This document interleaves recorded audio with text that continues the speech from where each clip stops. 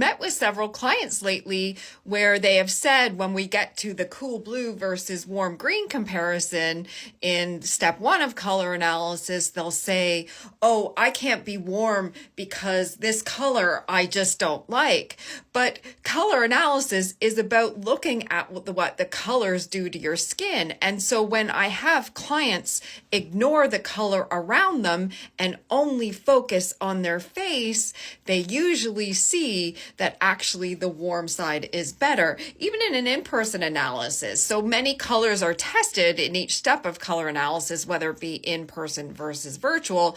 But usually when clients get to colors they don't perhaps like or gravitate to in the past, they may have a bit of difficulty looking past the color and actually looking at what the color is doing to their face. Oh, and by the way, this client loves her warm autumn palette.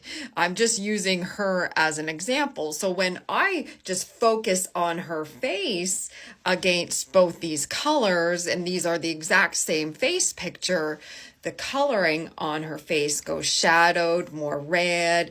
It's really hard to focus on her on the left side, and she is more vibrant, lifted. Her skin is smooth and even. It's bright. Her jawline's lifted. It's easier to focus on her on the right. I'll always say wear what you love, but just because you may not like a particular color in a palette, this is a true spring green, doesn't mean you aren't a palette. And nothing's saying you have to wear the color that you dislike. There are many color options in each palette. Perhaps focus on the colors that you like within the palette. I will also add that sometimes where you resist is actually somewhere you should explore and is ultimately in your best interest. Your likes and dislikes are learned through time, through positive and negative experiences. Sometimes I think of it this way.